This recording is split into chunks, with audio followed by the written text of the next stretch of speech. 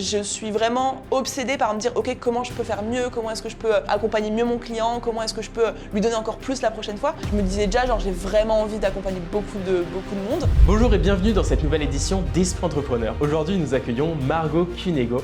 Margot c'est une fille incroyable, elle a 24 ans et à seulement 24 ans elle a déjà fait le million. Et du coup en cumulé depuis que je me suis lancée je dois être à 1 million 100 000 euros de chiffre d'affaires généré. Elle a fait ce million en justement réussissant à vendre des formations en ligne qui aident les femmes à se reconvertir en entrepreneurs avec une méthodologie qui se place vraiment sur un business qui est qualitatif. Une règle que je veux tout le temps respecter, c'est que mes clientes soient toujours accompagnées, chouchoutées, qu'elles se sentent bien, qu'elles aient toutes les réponses à leurs questions tout le temps, qu'elles soient suivies, qu'elles soient accompagnées. Dans cette vidéo, elle va vous expliquer pourquoi elle est légitime, elle va vous expliquer comment elle a fait pour mettre sur le marché un des meilleurs accompagnements qui existent pour vous accompagner à vous lancer dans votre business. Tes clientes, elles doivent ressortir de ton offre en se disant mais waouh, c'est inoubliable, je me rappellerai tout le temps. Et enfin, elle va vous expliquer un petit peu les limites de scalabilité de ce type de business et pourquoi elle préfère être focus sur une activité plutôt que sur plusieurs. La manière la plus sûre de devenir riche et d'atteindre vraiment tes objectifs, c'est d'amener le même projet qui te fait kiffer jusqu'au bout et de pas lâcher. Margot Cunego, c'est maintenant et c'est sur Esprit Entrepreneur. Ok, alors moi du coup j'ai fait un bac scientifique et j'ai fait des études de droit après. Déjà un peu rien à voir, je savais pas trop ce que j'avais envie de faire, mais du coup j'ai longtemps suivi l'avis de ma mère qui me disait bon bah tu sais pas quoi faire, fais du droit, ça va être large, tu auras plein d'opportunités après. Donc j'ai suivi un petit peu ça, je me suis rendu compte très rapidement que je détestais ça, mais j'étais un peu dans une période où je savais pas trop ce que je voulais, donc je me suis dit bon, autant continuer, je sais pas quoi faire d'autre, je vais aller au bout.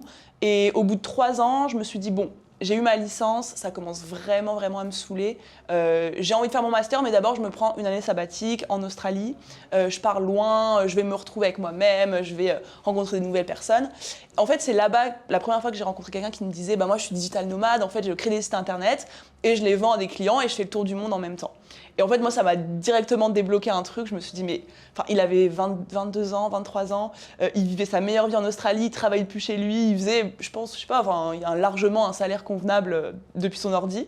Et en fait, je suis rentrée d'Australie et je me suis dit, bon non, je reprends pas le droit, je reprends rien du tout, je regarde ce que c'est digital nomade, tous les métiers que je peux faire. Et je suis tombée sur le community manager, donc je me suis dit, ok, ça a l'air sympa, je vais tester. J'ai fait une formation, j'ai fait un stage. Et en fait, j'ai eu une proposition de CDI et en fait, je me suis dit, ben non, je vais essayer de le faire à mon compte parce que du coup, je suivais des CM sur Insta qui cartonnaient en freelance. Je me suis dit, je vais essayer de le faire moi-même.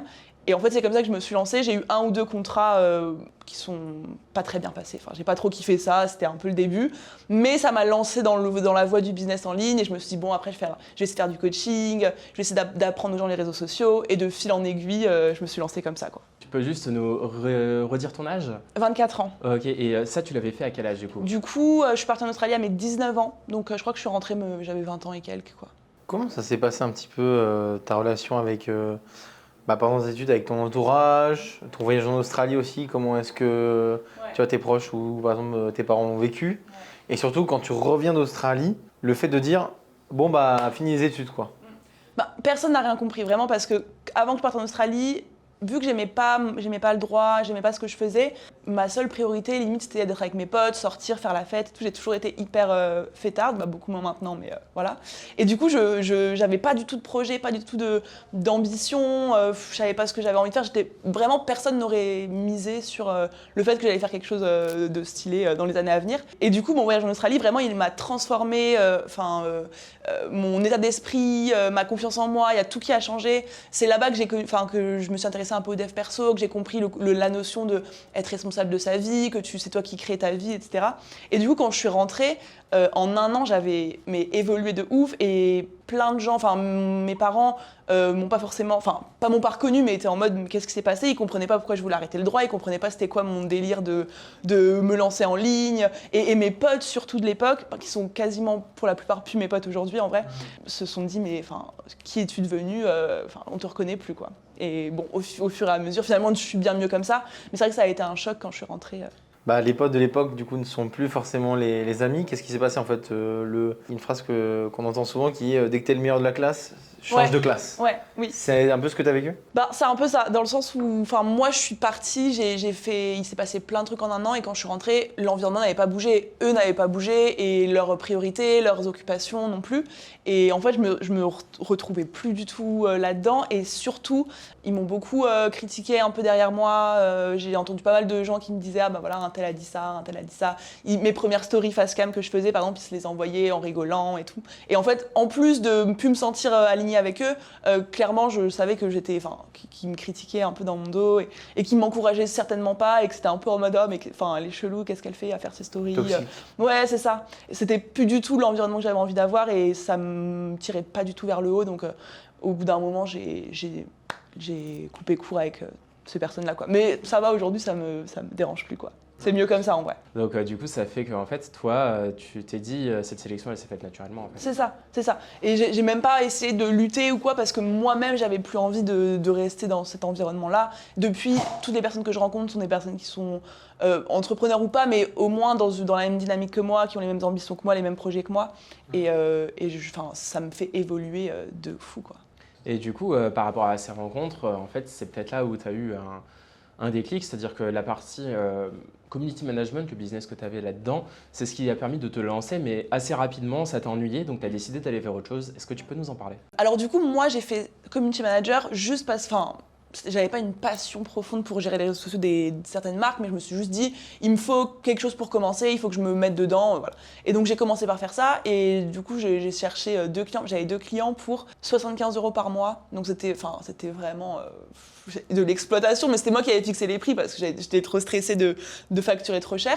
Et du coup, forcément pour ce prix-là, je travaillais beaucoup trop, et en fait je me suis rendu compte que vu que j'avais quand même fait une formation de CM et que j'avais fait surtout un stage pendant 6 mois dans une agence à gérer des clients un peu de tout genre, j'avais quand même acquis des compétences sur les réseaux sociaux, et que je pouvais les enseigner sous forme de visio plutôt que de le faire en community manager, enfin le faire pour eux. Et ça a commencé comme ça. Au début, je disais aux marques ou aux entreprises, je peux vous aider à travailler sur votre stratégie de contenu, créer une communauté, créer de l'engagement, créer de l'interaction autour de votre marque ou de votre entreprise. En fait, de fil en aiguille, moi, j'ai développé mon propre business je sais pas, consultante réseaux sociaux, je sais pas trop comment on peut appeler ça. Mon business s'est vachement développé à ce niveau-là, et du coup, de plus en plus, on venait me demander, mais comment tu fais pour avoir des clients? Comment tu fais pour vendre? Moi aussi, je veux être CM, ou je veux être ci, ou je veux être ça, j'arrive pas à vendre, j'arrive pas à trouver des clients. Et en fait, je me suis dit que j'avais une expertise plus globale que limite plus business que réseaux sociaux. Plus large en fait que juste CM, quoi. C'est ça. Et que du coup, c'est là que j'ai commencé à accompagner des meufs sur vraiment leur business de A à Z, quoi. J'aimerais du coup que tu reviennes un petit peu sur un point que tu nous as évoqué, qui est effectivement le pricing que tu as eu au tout début. Oui. Tu as dit effectivement tu faisais 75 € par personne, c'était en mensuel, c'est ça? Ouais, c'est ça. Quand on se lance au début, on a toujours peur d'être trop cher. Toi, c'était quoi ta mentalité par rapport à ça, ce qui peut-être devait être le cas, et comment tu as réussi, on va dire, à résoudre ce truc? C'est difficile, tu peux pas te sentir légitime ou avoir confiance ou être sûr de toi quand tu te lances, et du coup, il y a beaucoup de gens qui ont forcément peur de tarifer trop cher, et je pense qu'effectivement, moi, je suis contente d'avoir mis ces premiers tarifs hyper bas, parce que ça m'a permis de me rendre compte que ma valeur était au-dessus de ça et d'augmenter petit à petit. Et si j'étais arrivée, je pense que ça dépend des gens, mais moi, si j'étais arrivée dans cet univers-là et que j'avais dit, ok, moi, c'est 500 balles le mois parce que je le vaux bien et c'est ça, je me serais pas sentie à l'aise et j'aurais pas forcément réussi à vendre dès le début. Et moi, j'ai toujours, et c'est aussi ce que je dis à mes clientes, c'est que ton prix, il est pas fixe. Et si quand tu te lances, tes premiers contrats, tu as besoin de les faire à un tarif, à un faible tarif par rapport à la concurrence, juste pour sentir que quelqu'un te fait confiance, que quelqu'un te dit oui, et que du coup, tu peux faire tes preuves et du coup avoir un premier retour, un premier témoignage et augmenter petit à petit. Si tu te sens plus à l'aise comme ça, vas-y. Et moi, je suis pas trop de la team de dire direct, arrive et affirme tes prix, affirme ta valeur, parce que quand tu te lances, t'as pas forcément c'est pas que t'as pas de valeur, mais dans ton travail, tu sais pas encore ce que tu vaux, tu sais pas, t'as pas fait tes preuves. Et moi, du coup, en fait, ce qui s'est passé, c'est que j'ai commencé à 75 €, je suis passée à 150, et petit à petit, dès que j'augmentais un petit peu ma confiance en moi, mon prix il augmentait aussi, et ça a été vraiment de fil en aiguille, quoi. J'ai pas augmenté radicalement à un moment. Tu fais quoi? Tu vois tes clients, tu leur dis maintenant on passe de 75 à 150, Non, je vais vous ajouter des choses. Explique-moi un petit peu En ça. fait, c'est simplement. Alors, moi, mes contrats à 75 euros, je les ai arrêtés très vite parce que ça me saoulait. Mais tu vois, par exemple, les coachings, au début, je les vendais 150 euros, après 300, après j'ai augmenté. Et du coup, des fois, j'avais une recommandation qui arrivait qui me disait: Ah, bah, ma pote, elle a fait ce truc avec toi à 150 euros, est-ce qu'on peut travailler ensemble? Et je dis, enfin, en fait, moi, j'étais passée entre temps à 300 ou 500 euros. Et du coup, j'expliquais clairement, bah, en fait, moi, j'ai toujours été hyper transparente. J'essaye pas de me dire, OK, comment est-ce que je peux faire passer le truc pour que ça passe. Je dis juste, bah, au moment où j'ai proposé ça à cette personne-là, j'étais à ce niveau-là, j'avais accompagné tant de personnes, j'avais ces résultats-là. Aujourd'hui, j'ai acquis de l'expérience, j'ai accompagné tant de personnes, j'ai amené tant de résultats. Donc, mon prix n'est plus ce prix-là, mais ce prix-là, est-ce que t'es OK? Si t'es OK, bah, trop cool. Sinon, bah, c'est mon prix actuel et bah, tant pis, quoi. Et c'est comme ça. Ça a duré combien de temps du coup cette période, on va dire, pendant laquelle tu as fait cette activité? Les 6 premiers mois. Et après, j'ai commencé à lancer des coachings de groupe. Avant le programme que j'ai aujourd'hui, j'ai commencé à lancer des coachings de groupe parce que j'avais beaucoup de clients en individuel. J'avais des genre 12-13 visios par semaine. Heures de visio, c'était hyper intense. Et je me suis dit, bon là, clairement, je ne peux pas augmenter mon chiffre d'affaires. Je ne peux pas accompagner plus de personnes. Je vais essayer de lancer un groupe. Et puis j'ai relancé un groupe, un deuxième groupe, un troisième groupe. Jusqu'à arriver aujourd'hui au programme que j'ai, quoi. Comment tu arrives à devenir synthétique, expliquant vraiment voilà, les problèmes que peuvent potentiellement. Est-ce que tu te fais des fiches? Est-ce que tu te fais des petits PowerPoint, des formations? Comment ça se passe? Explique-moi, explique-nous un petit peu à ce moment-là. Alors moi je pense qu'un truc qui m'aide beaucoup c'est que je suis toujours déjà hyper attentive aux questions que les gens me posent. Mais depuis le début, depuis que je me suis lancée, je fais grave attention à ce que mes clientes, je dis clientes parce que j'ai 99% de meufs, donc voilà. J'ai toujours été hyper attentive aux questions qu'elle me pose et intéressée par me dire c'est quoi les problématiques qu'elle a, c'est quoi les blocages qu'elle a. Et du coup, à force d'avoir de plus en plus de clientes, je me rends compte que les problèmes qui reviennent, c'est tout le temps les mêmes, les questions qu'on me pose, c'est tout le temps les mêmes.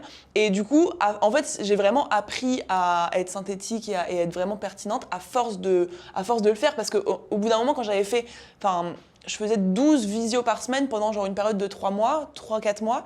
Et du coup, à force de répéter la même chose, répéter, mon discours il devenait de plus en plus impactant et je savais de plus en plus facilement quoi dire, à quel moment. Je savais de plus en plus facilement aussi repérer, tu vois, les excuses que les meufs elles se trouvaient. Elles me disaient ça, mais en fait je me dis, peut-être qu'elle pense ça, donc je vais essayer d'aller voir là-bas. Et en fait, je pense que c'est vraiment venu avec l'expérience. Moi, j'ai beaucoup fonctionné comme ça, c'est-à-dire que j'ai jamais trop attendu de savoir-faire ou d'être compétente pour me lancer, mais plutôt vraiment de me dire même si j'y vais et que c'est pas ouf au début, mes premiers coachings n'étaient pas forcément ouf, mais je le fais. Et par contre, je suis vraiment obsédée par me dire ok, comment je peux faire mieux, comment est-ce que je peux accompagner mieux mon client, comment est-ce que je peux lui donner encore plus la prochaine fois. Et du coup, j'ai vraiment la volonté de m'améliorer. Et en fait, je pense que j'ai vraiment appris au fur et à mesure de le faire, d'y aller à fond. Et à chaque fois que je finis une séance, de me dire ok, comment c'était, petit bilan avec moi-même, est-ce que c'était bien, là j'ai pas été hyper pertinente, j'aurais peut-être pu dire ci, dire ça. Je prends beaucoup de notes aussi, je prenais beaucoup de notes sur un Google Drive classique. Après chaque séance, je notais bilan de la séance, il en est ressorti ça, je lui ai conseillé ça c'était pas hyper pertinent, c'était très cool à garder pour la prochaine fois. Et en fait, au fur et à mesure rien que de l'écrire, même si j'ai pas forcément relu mes notes, mais juste rien que d'avoir tout écrit et de sortir de ma tête à chaque fois un bilan, et au fur et à mesure, ça m'a grave formée, quoi. Et comment tu faisais pour trouver tes clientes?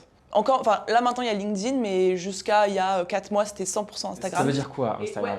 Déjà je créer du contenu, donc être présente en story et créer du contenu tous les jours depuis 3 ans maintenant. Moi j'ai toujours eu envie vraiment de créer une communauté, presque plus au début que vendre et lancer un business, c'est-à-dire que j'ai créé ma communauté avant même d'être sûre de me lancer, de vouloir être à mon compte. Je me suis juste dit au début, je crée un compte Instagram pour partager du contenu sur le marketing digital, sur le community management. Et j'ai vraiment eu la volonté de me dire, je vais créer une communauté, je vais aider des gens, je vais leur apprendre plein de trucs, je vais leur partager mon parcours. Et j'avais même pas d'idée encore de ce que j'allais vendre après. Et je pense que d'avoir eu cette mentalité-là, ça a fait que j'ai directement créé un lien très fort avec mon audience. J'ai toujours pris beaucoup de temps, genre encore aujourd'hui, 1 heure par jour minimum pour discuter en DM, pour envoyer des messages, pour prendre des nouvelles de mes abonnés. Au début, je le faisais hyper fréquemment, genre je disais alors, la dernière fois on a parlé de ça, comment ça s'est passé depuis aujourd'hui. Je retenais à qui je parlais, je regardais un peu les discussions pour être sûre de me rappeler de ce que j'avais dit à quelle personne. Tout ça, plus les stories tous les jours, les facecam, le fait que je partage vraiment mon parcours depuis le jour 1 si tu retraces toutes mes stories, j'ai vraiment tout expliqué, mes premières galères, comment j'ai fait ci, comment j'ai fait ça. Et du coup, les meufs, les gens me suivent depuis le début et je suis hyper transparente et je raconte tout. Et je pense que ça, plus le fait que je sois hyper présente en message et que j'ai vraiment la volonté de créer une communauté, fait que j'ai créé une audience méga engagée et qui m'a permis de faire tout ça juste avec Insta, quoi. Et du coup, t'as amené quoi? T'as amené des conseils? Entre conseils et moi j'ai beaucoup fait du partage, enfin du retour d'expérience, genre ah bah putain il m'est arrivé cette galère aujourd'hui, bon bah voilà la leçon que j'en ai tirée c'est ça, voilà ce que tu peux faire pour toi, ou ah j'ai testé une nouvelle stratégie où je me suis rendu compte qu'en fait moi ce qui marchait pour moi c'était vraiment de discuter tous les jours avec mon audience, donc faites ça aussi. Et en fait c'était vraiment moi j'expérimente et je vous explique tout comment vous pouvez le faire pour vous, quoi. Et du coup, à cette époque-là, t'avais combien d'abonnés à peu près? Je sais pas, même pas 500 000 je pense, 1500. 1000, 1500, ok. Ouais. Et avec ça, tu réussissais à générer combien de ventes? 10-15 000 balles par mois, je pense. Donc en gros, avec 1000 abonnés, tu réussis à générer 10 000 balles de ventes. Ouais. Je suppose que c'est quelque chose, comme tu as dit, qui toi en tout cas te prend beaucoup de temps. Toujours aller partager avec elles, toujours leur envoyer des messages. Est-ce qu'à un moment, tu te dis pas, ça je vais vraiment essayer de le déléguer? Moi, je pense que s'il y a une chose que je déléguerai pas, c'est justement mes contenus déjà principalement. J'ai déjà testé à des moments, mais ça n'a absolument pas fonctionné. Et je pense que ton business repose sur toi, ton personal branding, quoi. Si tu délègues tes contenus, je pense que ça fonctionne moins parce que on sent que c'est pas toi. Enfin, que c'est pas. Et moi, je sais, si je le délègue, ça se sentira que c'est pas moi parce que moi, je sais exactement quoi dire. Et je pourrais même pas l'expliquer à quelqu'un, genre lui dire, non, ça j'aime pas, il faut faire ci, il faut faire ça, parce que moi, c'est ma façon naturelle d'écrire les choses ou de transmettre les choses. Et je pense pas qu'un jour je pourrais le déléguer. Est-ce que ça, c'est un frein à ta scalabilité? C'est tout ce qui, c'est quasiment tout ce qui me reste à faire. Alors évidemment, améliorer. En gros, là, moi, il me reste 2 choses à faire, créer du contenu et entretenir le lien avec ma communauté, et améliorer mon programme Boost ton Biz et développer l'acquisition du programme, quoi. Donc, Tu as effectivement d'abord fait du coaching avec des personnes jusqu'à effectivement arriver à un certain nombre. Et à partir de là, tu te dis, bon, il faut peut-être que j'aille lancer une formation en ligne. Explique-nous un petit peu du coup cette formation qui s'appelle Boost ton Biz. Boost ton Biz, exactement. De base, je me suis dit, je vais faire des coachings donc, de groupe, et en fait, je vais prendre une promo, genre je vais ouvrir les portes à telle date, je vais prendre 10 personnes, 15 personnes, 20 personnes, je vais refermer, et ensuite je réouvre, etc. Et en fait, je me suis dit, même avec ce système-là, je peux quand même pas prendre 100, 200, 300, 400 personnes, je peux pas prendre 300 personnes en même temps, sans avoir de plateforme de formation, juste en faisant des lives et en répondant à leurs questions. Et je me suis dit, ok, je vais réfléchir à un système qui peut me permettre d'accueillir autant de 10 personnes que 1000 personnes à l'avenir. J'avais pas encore la vision que j'ai aujourd'hui, mais je me disais déjà, genre, j'ai vraiment envie d'accompagner beaucoup de monde. Et du coup, j'ai commencé à me dire, je vais d'abord faire le programme en bêta-test. Donc, j'ai ouvert à 10 personnes, j'ai dit à 10 meufs, venez, je crée le programme avec vous. Donc par exemple, je fais la première semaine, je fais des vidéos sur le thème, je sais pas, du client idéal par exemple. Je vous montre les vidéos, vous les faites, vous faites l'exercice et vous me faites tous vos retours, tout ce que vous pouvez me dire d'améliorer, j'améliorerai, etc. Et du coup, pendant 3 mois, j'ai fait ça. Sur tous les sujets que je voulais aborder, je leur proposais les sujets. Elles me disaient, voilà, peut-être que moi j'ai un blocage à ce niveau-là. Là, je comprends pas trop ça, je sais pas comment faire ça. Et du coup, je reprenais toutes ces questions et je retournais les vidéos et les exercices pour déjà répondre aux questions qu'elle m'avait faites. Et du coup, à la fin des 3 mois, j'avais créé en fait un programme pas mal de vidéos de formation, pas mal de modules, pas mal d'exercices. Et je l'ai lancé du coup en janvier 2022, donc il y a 1 an et 10 mois. Et c'est comme ça que c'est né. Donc au moment où je l'ai lancé, c'était vraiment une plateforme de formation avec 6 modules, des exercices et en gros un live par semaine que j'animais pour motiver les filles. Et cette formation, qu'est-ce qu'elle amenait comme valeur? En gros, elle amenait des femmes qui avaient une activité, qui voulaient se lancer en ligne, qui avaient déjà une activité, donc qui étaient déjà formées à... Il y avait de tout, des CM, des graphistes, il y avait des nutritionnistes, des domaines vachement variés, des diététiciennes, des coachs sportives, des coachs mindset, il y avait un peu de tout. Et en gros, c'était des meufs qui avaient toute la même problématique. J'ai une expertise, j'ai une compétence, mais je sais absolument pas vendre, je sais absolument pas la monétiser, j'ai pas trop d'audience, elle n'est pas engagée, je sais pas comment faire du marketing, de la com, j'ai pas de clients. En gros, la problématique, c'était je vis pas de mon activité, j'arrive pas à gagner de l'argent avec ma compétence. Et moi, ma promesse, du coup, c'était de répondre à ça et de les aider à générer de l'argent grâce à leur expertise et leur passion, quoi. En fait, toi, tu savais pertinemment que tu avais la qualité nécessaire pour pouvoir répondre à leurs besoins. Et donc en fait, tu t'es engagé là-dessus. On en parlait tout à l'heure, mais genre le fait de dire qu'il faut se lancer, faut se lancer dans la formation en ligne, c'est facile comme business, etc.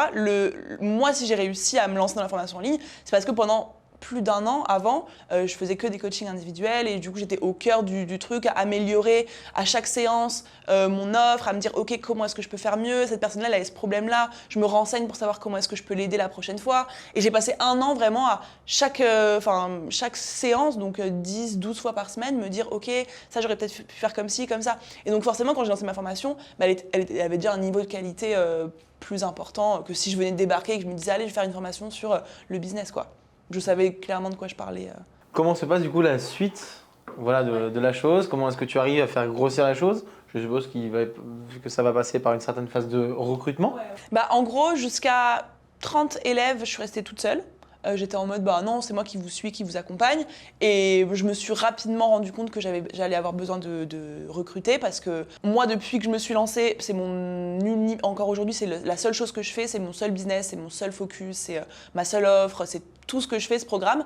Donc, étant donné que tous mes efforts sont dessus et que j'avais vraiment envie d'amener le truc loin, je me suis dit, une règle que je veux tout le temps respecter, c'est que mes clientes soient toujours accompagnées, chouchoutées, qu'elles se sentent bien, qu'elles aient toutes les réponses à leurs questions tout le temps, qu'elles soient suivies, qu'elles soient accompagnées. Et ça a toujours été vraiment mon obsession, plus que genre comment je vais faire tant, comment je vais avoir tant, comment je vais générer tant. Dès le début, je me suis dit ok, bah là, il commençait à y avoir trop de clientes, je peux pas assurer un suivi optimal à chacune. J'ai recruté une ancienne cliente à moi qui avait développé son biz, qui avait des compétences, qui adorait le projet. Et je lui ai dit, est-ce que ça te dirait en fait de m'aider à accompagner les filles étant donné que toi, tu as passé un peu, c'était une cliente que j'avais eue en one-one avant, étant donné que tu as passé un peu toutes ces problématiques-là, que tu as réussi aussi, bah, est-ce que tu serais chaud à m'aider à suivre les filles, à répondre à leurs questions, répondre à leurs exercices?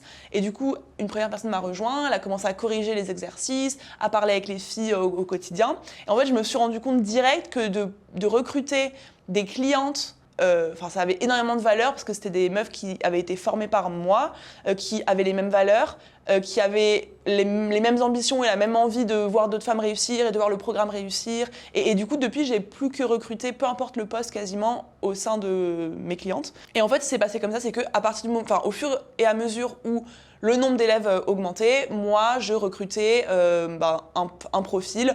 Je me suis rendu compte qu'il y avait beaucoup de doutes, mindset, blocage, croyances limitantes, problèmes de rapport à l'argent, etc. Donc je me suis entourée de coachs plutôt mindset, puis de nouvelles coachs business pour suivre le flux des élèves qui augmentait. Je me suis aussi rapidement entourée d'une customer care manager. Donc là, c'est vraiment celle qui va un peu prendre des nouvelles des clientes, savoir comment elles vont, comment elles se sentent, si jamais elles se sentent pas bien dans la formation, les aider, répondre à leurs questions, les rassurer. Et là, on est en train de développer grave ce côté-là aussi.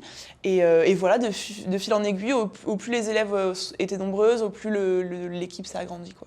Je vais te poser une question volontairement piquante. C'est quoi ta légitimité pour former des gens à monter un business alors que tu as juste 24 ans et qu'avant tu étais juste community manager en fait? Comment dire, j'ai mis du temps à me sentir vraiment légitime. Mais en fait, à partir du moment où je me suis rendu compte que j'avais réussi à 24 ans justement, en étant community manager seulement, à lancer un business, à dépasser 10 000, 15 000, 20 000 euros par mois de chiffre d'affaires, à accompagner des meufs et de voir que ces meufs-là, elles pouvaient atteindre elles aussi 2 000, 3 000, 4 000, 5 000 euros par mois de chiffre d'affaires, en fait, je me suis rendu compte que j'avais ni besoin d'avoir un diplôme, une expérience de malade, que j'avais pas besoin d'avoir 40 ans et avoir tout compris à la vie pour aider ces personnes-là. Et en fait, maintenant, ma légitimité, je la tire juste de mon expérience et du résultat que je vois chez mes clientes.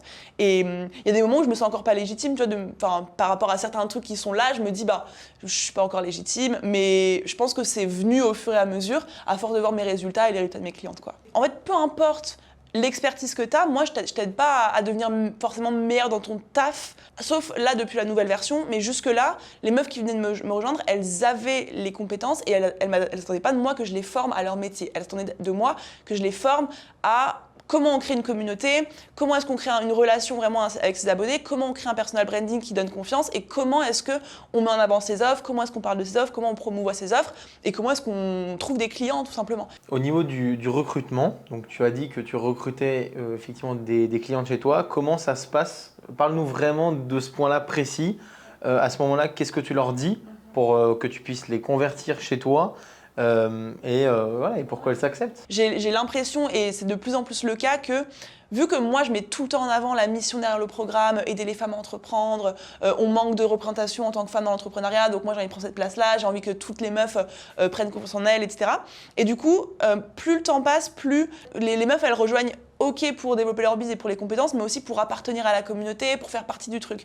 Et du coup, les clientes de mon programme, elles sont limite ambassadrices d'elles-mêmes, enfin, elles ont vraiment envie de recommander le programme, elles en parlent sur leur réseau. Des fois, je vois des Reels, des posts LinkedIn qui sont faits sur le programme.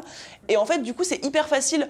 Je pense que 90% des élèves du programme aimeraient trop travailler au sein du programme, tu vois. Et du coup, c'est hyper simple pour moi de recruter parce que déjà, j'ai un truc commun, c'est que les meufs qui candidatent, entre guillemets, quand j'ai un poste, c'est des meufs qui ont trop envie d'être dans ce programme-là. C'est des meufs des fois qui me disent « je suis pas assistante virtuelle, mais genre si tu veux, je le deviens juste pour participer enfin pour être dans le truc, pour t'aider, etc. » Et du coup, le recrutement, il est simple dans le sens où il y a grave la motivation et elles veulent absolument être à ce poste-là. Et du coup, c'est hyper facile pour moi. En fait, en gros, concrètement, je mets une annonce, j'ai une story amis proches pour mes clientes. Et du coup, je mets une annonce, voilà, j'ai besoin d'une nouvelle coach, j'ai besoin d'une assistante, j'ai besoin d'une fille pour s'occuper de chouchouter les clients, j'ai besoin d'une graphiste, j'ai besoin de ci, j'ai besoin de ça. Et du coup, je reçois les candidatures, donc soit je mets un lien pour qu'elles s'inscrivent, je m'arrange, c'est très à l'arrache en vrai encore, mais voilà. Et du coup, je regarde les profils, je discute avec elles, et en vrai, je fais vachement au feeling, je dirais, pour choisir. Je leur laisse une chance, tu vois, je leur dis, voilà, on teste sur un mois, on voit ce que ça donne. Et très souvent, ça devient des collaborations long terme. J'impose pas aux filles qui travaillent pour moi une façon de faire absolument. J'ai vraiment envie de se dire, ces meufs-là, j'ai envie, elles aussi, de les faire prendre en confiance, de les faire se sentir plus sûres d'elles, plus assurées. Et du coup, je les laisse aussi, le plus possible, s'exprimer dans le taf et au sein de l'équipe, quoi. C'est quoi les leviers qu'on a à notre disposition justement pour booster notre business? En gros, quand tu arrives dans le programme, je me suis dit, j'ai envie de construire un chemin de A à Z pour pouvoir développer son business. Quand tu arrives dans la situation où tu as une expertise, tu n'as pas de clients, tu n'as pas trop de communauté, tu sais pas trop créer du contenu, tu sais pas trop où tu vas. Et dans le programme, il y a d'abord un gros travail d'introspection, un module qui a été fait par une coach dont le travail a été pendant longtemps de faire des bilans de compétences, d'accompagner les femmes à trouver leur voie. Et du coup, on commence directement par un gros module d'introspection pour faire réfléchir les clientes et leur faire se demander voilà, un peu c'est quoi leur force, c'est quoi leur don un peu naturel, vers quoi, qu'est-ce qu'elles aiment faire, c'est quoi leurs compétences, un peu leur zone de génie ou ce qu'elles font naturellement de bien. Et il y a même parfois des meufs qui arrivent dans le programme et qui se disent je pensais faire ça, puis finalement je me rends compte grâce à ça qu'en fait peut-être que j'ai envie de me diriger vers ça. Donc on s'assure d'abord qu'elles sont au bon endroit, au bon moment, qu'elles ont les bonnes bases, les bonnes fondations, qu'elles se connaissent, qu'elles connaissent leurs points forts, etc. Il y a aussi un module mindset là-dedans, c'est qu'on leur explique un peu voilà, c'est quoi une croyance limitante, en quoi est-ce que tes croyances elles peuvent impacter ta vie, comment est-ce que tu peux changer ce que tu penses, ce que tu crois pour changer tes résultats, l'importance de devenir responsable, d'arrêter de se trouver des excuses, de se comporter un peu en victime. Bref, on les met un peu au clair sur c'est quoi avoir un mindset d'entrepreneuse et comment est-ce que tu peux changer chaque aspect de toi pour devenir celle que tu as envie de devenir et avoir le business que tu as envie d'avoir. Et une fois que cette partie-là, elle est faite, là, on rentre dans le concret. Et on commence à travailler du coup sur la cible que tu as envie de toucher, c'est qui le client que tu as envie d'avoir. C'est pas le client idéal en mode oui, quel âge il a et tout, c'est vraiment comment est-ce que tu vas rentrer dans la tête de ton client, comprendre absolument tout de qui il est, de comment il pense, c'est quoi ses rêves, c'est quoi ses peurs, ses problématiques vraiment profondes, quelle émotion il ressent aujourd'hui, quelle émotion il a envie de ressentir. Enfin, on prend beaucoup de temps à aller creuser ce module-là parce que pour moi, une entreprise qui réussit sur le long terme, c'est énormément lié à quel point tu connais la personne que tu as envie de toucher, parce que ce soit pour l'offre que tu construis ou la communication que tu as, si tu sais pertinemment qui est-ce que tu veux toucher et que tu sais rentrer dans sa tête, tu sais quoi lui dire et tu sais quoi offrir comme programme ou comme offre. Et du coup, on fait un gros focus là-dessus. Et ensuite de ça, on part de ce client-là qui est bien connu, bien compris, pour créer une offre qui répond parfaitement aux besoins du client. Parce que quand tu sais là où il est, là où il veut aller, bah, tu sais ce que tu as à faire pour le faire passer de là à là. Du coup, on construit l'offre comme ça. On travaille l'expérience client parce que bah, c'est bien beau d'avoir une offre, mais moi, j'ai toujours mis un gros focus sur bah, tes clientes. Elles doivent ressortir de ton offre en se disant mais waouh, c'est inoubliable, je me rappellerai tout le temps. Cette personne-là, elle avait vraiment fait la différence pour moi. Son offre, j'ai jamais vu ça. Et du coup, je travaille avec elles pour créer cet effet-là dans leurs offres. Et une fois qu'elles ont leurs clients, leurs offres, bah, là, on entame le marketing, la communication, les réseaux sociaux, la stratégie de contenu, le personal branding aussi, genre qui tu veux incarner, qui tu as envie d'être, tu as envie que les gens ils te suivent pourquoi, tu as envie de donner quelle énergie, tu as envie de transmettre quoi comme message. Et en partant de ça, bah, du coup, qu'est-ce que tu crées concrètement comme contenu, comment est-ce que tu entretiens une relation, comment est-ce que tu crées vraiment un lien de confiance. Et voilà, c'est les grandes lignes, mais après on va en profondeur dans les sujets, mais voilà. Est-ce que tu pourrais nous donner un exemple avec une femme que tu as justement accompagnée vis-à-vis de ton programme Boost ton Biz, en justement développant un petit peu justement ces aspects-là? Comme ça, vraiment, on rentre un petit peu dans la technique, un cas d'école. Clairement, bah, j'en ai plein, mais je vais penser à une fille qui m'a rejoint il n'y a pas longtemps, qui était bah, pour le coup community manager et qui a eu le parcours vraiment classique, qui est arrivé en mode ben, je suis CM. Elle a eu à peu près après le même parcours que moi en vrai, mais elle était CM, elle avait sorti d'une formation de CM et elle se sentait pas légitime, elle était en mode bon bah voilà on m'a appris ci, on m'a appris ça, mais j'ai pas eu de clients, j'ai pas vraiment de compétences, donc je sais pas trop quoi faire, par quoi commencer, je suis perdue, je suis pas sûre d'être à la hauteur de ce que je fais. Et les femmes que j'accompagne ont beaucoup ce problème-là de pas se sentir à la hauteur et de pas se sentir légitime. Et du coup, elle rentre dans le programme. Et en fait, c'est exactement ça. C'est OK, on travaille d'abord.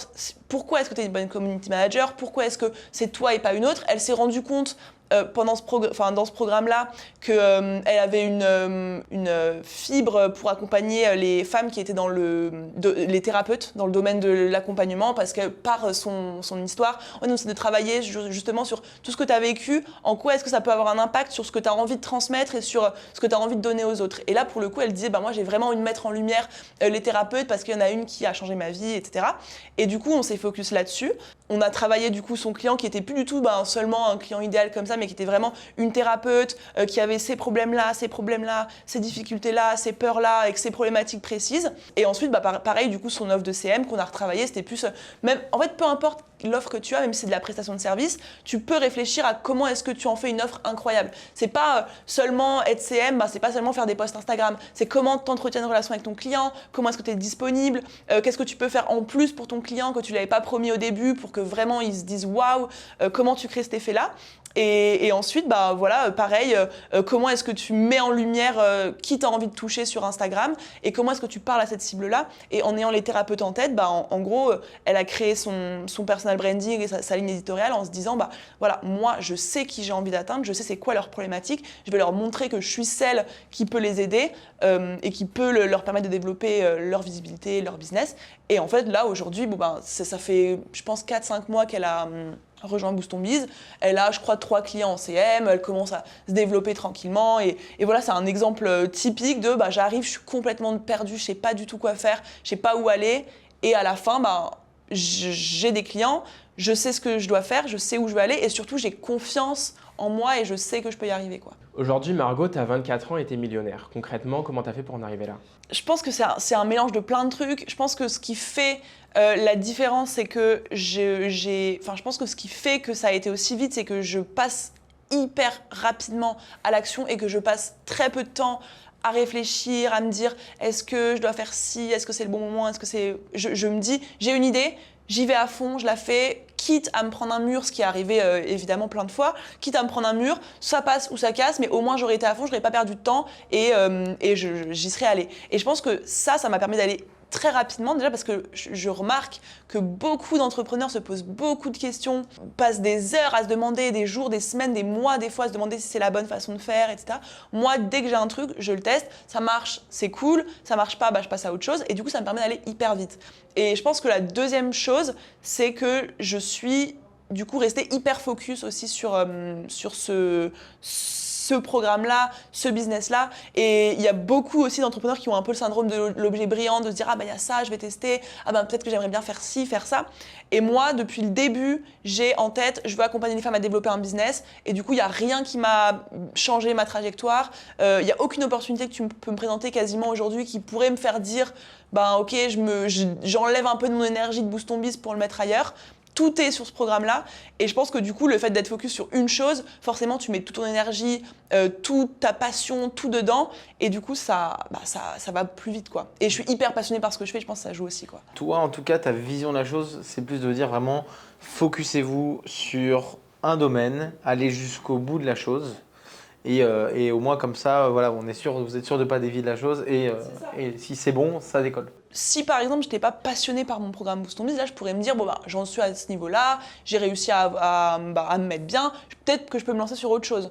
Je pense que le meilleur moyen, enfin la manière la plus sûre de devenir riche et d'atteindre vraiment tes objectifs, c'est d'amener le même projet qui te fait kiffer jusqu'au bout et de pas lâcher. Et je pense que je peux, enfin en fait c'est exponentiel, c'est les intérêts, enfin c'est les effets cumulés, c'est que si je reprends un truc à zéro, ben je vais devoir tout reconstruire, tout repartir, alors que là, enfin en fait je mets beaucoup moins d'efforts maintenant à faire x2 sur mon CA par exemple, enfin je vais mettre beaucoup moins d'efforts à faire x2, x3, x4 dans les prochaines années que si je devais repartir à zéro. Et là du coup je sais que plus je vais rester focus là-dessus, plus je vais pouvoir avoir des résultats exponentiels, plus ça va exploser et c'est pour ça que je n'ai aucune envie de me défocus, mais même d'1%, quoi. Mais là, comme ta croissance, elle va dépendre vraiment de ta performance et que toi, si tu augmentes de 5% ta performance, alors potentiellement tu peux gagner mais 2 fois plus. En fait, tu arrives à un stade où c'est beaucoup plus stratégique pour toi de continuer à pousser la boule de neige en fait et de la faire grossir. En fait, là, je me sens, mon business, il commence vraiment à scaler depuis 4-5 mois là.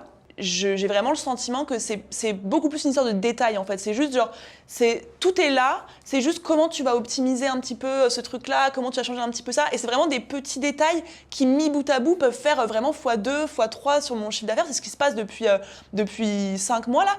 Je bosse pas plus, je bosse beaucoup, mais genre, comme j'ai toujours bossé, j'ai toujours bossé beaucoup, je mets pas plus d'actions en place, c'est juste genre, je mets rien en plus, je suis limite en train d'enlever des trucs, en train de me dire, ça me sert à rien, j'enlève, ça m'apporte pas assez de résultats, j'enlève, ça j'arrête, ça marche hyper bien, comment est-ce que je peux le rendre encore meilleur, quel petit truc je peux changer à l'intérieur pour que ça, et en fait, des petits ajustements font exploser beaucoup plus rapidement le truc, quoi. C'est le sentiment que j'ai en ce moment, en tout cas. Lorsque tu arrives à un certain stade, etc., lorsque tu vas avoir de la réflexion sur des choses, est-ce qu'à un moment, tu as des mentors qui peuvent t'aider et t'aiguiller ? Alors, moi, j'ai pas un mentor particulier ou quelqu'un qui m'aide depuis le début, mais justement, au fur et à mesure de mon évolution, je m'inspire des gens qui, au stade où j'en suis, ont fait le chemin qu'ils ont fait et vers où je veux aller. Je pense que c'est absolument indispensable surtout quand t'as un palier ou que t'es à un moment où genre tu sais que tu peux aller plus loin mais tu sais pas exactement comment faire.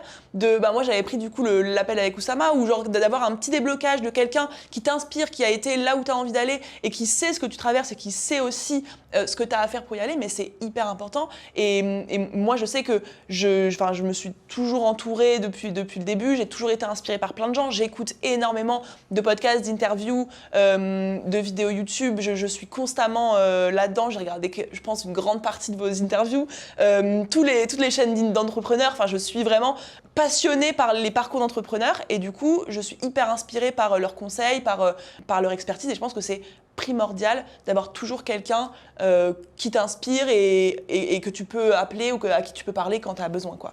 Qu'est-ce que ça t'a apporté, le Better Call Us ? Déjà une relation personnelle de ouf parce qu'en vrai on s'est appelé de base pour mon business et en fait on s'est hyper bien entendu et du coup on s'est revus après, on a été au resto, on est devenus potes en vrai. On a fait une vidéo récemment qui c'est la première fois que j'avais autant de visibilité d'un coup, donc je le remercie de ouf. Du coup d'un point de vue business ça m'a aussi énormément apporté parce que maintenant je sais que je peux compter sur lui, je sais que si j'ai un souci je peux lui demander, si j'ai un problème je peux l'appeler, ça m'a donné vraiment un contact qui est là dans la sphère entrepreneuriale et c'est hyper rassurant d'avoir quelqu'un comme ça. Pendant l'appel, on a énormément parlé des haters. Enfin, moi, encore maintenant, c'est c'est un peu mon problème, mais c'est surtout à l'époque, c'était de me dire, je commençais à avoir mes premiers haters, je commençais à me dire, en fait, je sentais que je me bridais de ouf dans ma communication parce que j'avais peur de froisser un tel, du coup je restais tout le temps lisse, je faisais tout le temps 1000 disclaimers pour dire une idée, pour être sûr que personne se dise « Oh là là, je me sens touchée par ce qu'elle dit ». Et en fait, ça me freinait de ouf parce que j'arrivais pas à décoller, parce que j'étais tout le temps en train de me mettre des barrières. Et il m'a grave débloqué ça. Et en fait, depuis, clairement, je suis beaucoup plus affirmée, j'ai beaucoup plus de haters aussi du coup, mais je les gère de mieux en mieux et en fait, c'est ce qui m'a permis d'arriver là aujourd'hui parce que en 30 minutes, le simple fait de me rendre compte que le fait que je me bride à ce point-là m'empêchait d'avoir une croissance, la croissance que je voulais, m'a fait me dire, en fait, je peux pas me limiter par rapport à ce que des gens d'internet vont dire de moi. Et j'ai commencé à le faire petit à petit et aujourd'hui, je m'en prends plein la gueule, mais ça n'a jamais autant marché dans mon biz, quoi. Donc, quel est ton objectif pour cette fin d'année? D'accord. Et quels sont les problèmes que tu as maintenant? Et comment est-ce que tu penses les résoudre? Alors moi, mon objectif avant la fin de l'année, en termes de chiffre d'affaires, j'aimerais bien réussir à faire 1 million d'euros cette année. Ce que ça demande, c'est... En fait, j'ai vraiment envie que mon programme, il entre dans une sphère où vraiment... j'ai envie que ça devienne quelque chose que, limite, ça devienne une... alternative aux écoles ou à la fac dans plusieurs années, tu vois, qu'on se dise, en fait, c'est plus seulement est-ce que tu fais une école ou est-ce que tu fais une fac, mais c'est tu fais une école, une fac ou est-ce que tu veux devenir entrepreneuse ou entrepreneur à ce moment-là. Et du coup, j'ai vraiment cette vision-là pour dans 5 ans, je sais pas dans combien de temps. Et du coup, mon challenge, ça va être de me faire connaître, de me rendre méga visible, de devenir plus broad, entre guillemets, de pouvoir être moins dans la niche que business, entrepreneuriat, mais de pouvoir être découverte par des femmes qui sont en études ou qui sont salariés, qui n'ont pas trop d'idées de ce que c'est le business en ligne et que je peux aider en fait à faire découvrir ça et ensuite à se lancer et à devenir entrepreneuse, avoir un business, etc. quoi. Et donc du coup, c'est quoi tes problèmes du moment et comment est-ce que tu fais pour réussir à les résoudre? Alors là, mon principal problème du moment, ce qui n'est pas un problème, c'est plutôt un challenge, c'est de me dire, là, j'ai accueilli en 3 mois autant de meufs limite qu'en 2 ans dans le programme. Et du coup, mon challenge, c'est comment est-ce que je garde ce même niveau de satisfaction, ce même niveau de qualité de suivi, d'accompagnement. C'est vraiment, encore une fois, c'est obsessionnel chez moi de garder cette qualité de suivi. Et mon challenge, c'est ok, comment est-ce que je fais grandir le programme, comment est-ce que j'accueille 50, 100, 200 meufs par mois en plus dans le programme, sans perdre en qualité et sans perdre en expérience. Et justement, si toi, ta vision, c'est de remplacer un petit peu une école, mais pour les entrepreneurs, comment tu gères le suivi pédagogique de tes élèves? Alors, moi, je pars toujours du principe de me dire problème après problème, genre ça sera un problème pour plus tard, et là, je me dis, c'est un problème pour maintenant en fait, mais c'est de me dire genre, mon suivi pédagogique va augmenter au fur et à mesure, la qualité va augmenter au fur et à mesure qu'il va y avoir d'élèves. Genre là, aujourd'hui, on va être quasiment 500. Ça n'a rien à voir avec quand on était 30. Tout ce qui est mis en place, l'équipe de coach, le suivi, l'accompagnement. Et en fait, plus le nombre de clientes va augmenter, plus moi, je vais faire des trucs énormes pour les accompagner, les suivre. Et en fait, je me dis, d'ici à ce que ça devienne au niveau d'une école, on a du temps. Mais en fait, je pense que chaque mois, chaque 3 mois, chaque 6 mois, chaque 1 an, je vais me dire ok, ça y est, on passe au niveau supérieur, le suivi pédagogique, l'accompagnement, jusqu'à arriver là où je veux aller, quoi. Donc en fait, toi, tu as mis en place un format qui est hybride entre le fait de vendre une formation que tu consommes, c'est-à-dire des vidéos que tu regardes, et des coachs qui font un suivi de ton parcours pour voir si tu as bien appliqué les conseils et si tu les as appliqués correctement, surtout. Parlons de ton offre. Donc, tu as 3 coachings individuels sur les 3 premiers mois de la formation pour valider que tu fais bien les choses. Tu peux faire corriger 3 gros cahiers d'exercices, on en a un par module. Tu peux en faire corriger 3 par une coach qui a été attitrée. Tu as le WhatsApp privé de 2 des coachs de l'équipe que tu peux contacter à n'importe quelle heure du jour et de la nuit quasiment pour poser n'importe quelle question. Tu as un live par semaine qui est accessible à vie. Donc, une meuf qui était là il y a 6 mois, elle peut venir au live chaque semaine. Moi, j'en fais 2 par mois. Tu as tous les 2 mois une rencontre en présentiel. Donc là, on fait un tour de France depuis 1 an. On va continuer de le faire l'année prochaine. C'est qu'on a fait toutes les grandes villes de France et en gros, on tourne comme ça pour rencontrer toutes les élèves. Et du coup, on organise des événements sur 1 jour, sur 2 jours, tous les 2 mois, du coup, pour faire rencontrer les filles entre elles, pour booster la communauté. On a créé un annuaire de Boost Ton Biz aussi pour que toutes les meufs soient recensées dedans. Et si jamais tu as une meuf par exemple qui a besoin d'une community manager, elle peut taper dans l'annuaire community manager et voir toutes les femmes du programme qui sont CM avec leur Instagram pour aller les contacter. Donc on fait aussi de la mise en relation, du réseau. Tu fais tes vidéos de formation, tu appliques de ton côté et ensuite on voit quoi. C'est vraiment un suivi, un soutien. Le WhatsApp privé il est accessible mais même pendant 1 an, 2 ans, 3 ans, si tu as une question et que tu veux revenir dans le programme, tu peux. Il y aura toujours quelqu'un pour te parler. Moi, j'ai une story amie proche que j'anime quotidiennement. Enfin voilà, en gros, j'ai vraiment essayé de construire une expérience et pas seulement une formation classique. Quand quelqu'un vient chez toi en termes d'information, c'est une personne qui paye un prix d'un coup. C'est ça. Tu pourrais donner un ordre de grandeur 2500. 2500. Ok, c'est pas cette personne-là quand elle vient, elle ne vient pas, elle peut pas venir n'importe quand. Il y a des sessions, c'est ça? C'est ça. En gros, je fais un challenge entre tous les mois et tous les 2 mois selon mon énergie du moment et selon la période. Je fais un challenge. La personne, elle peut rentrer uniquement si elle a suivi le challenge. Parce que comme ça, en fait, dans le challenge, c'est gratuit. Pendant 3 à 5 jours, on recrée l'ambiance Boost Ton Biz, on montre un peu comment ça se passe dans Boost Ton Biz gratuitement. Et ensuite, suite à ce challenge, tu viens ou tu viens pas. Ça assure que les meufs, elles viennent en ayant conscience de comment notre pédagogie, qui accompagne les clientes, comment est-ce que moi je forme, comment est-ce que je suis les clientes, l'ambiance, l'énergie. Et si elles aiment le challenge, elles viennent dans Boost Ton Biz. Et du coup, hors challenge, on ferme les portes. Là, les portes, je les ferme demain soir.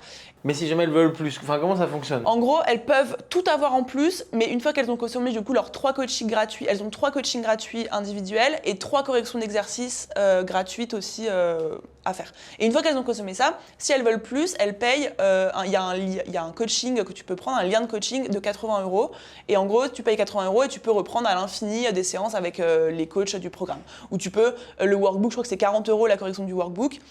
Tu peux prendre des corrections de workbook autant que tu veux. Donc en fait, tu as 3 crédits coaching, 3 crédits correction d'exercice.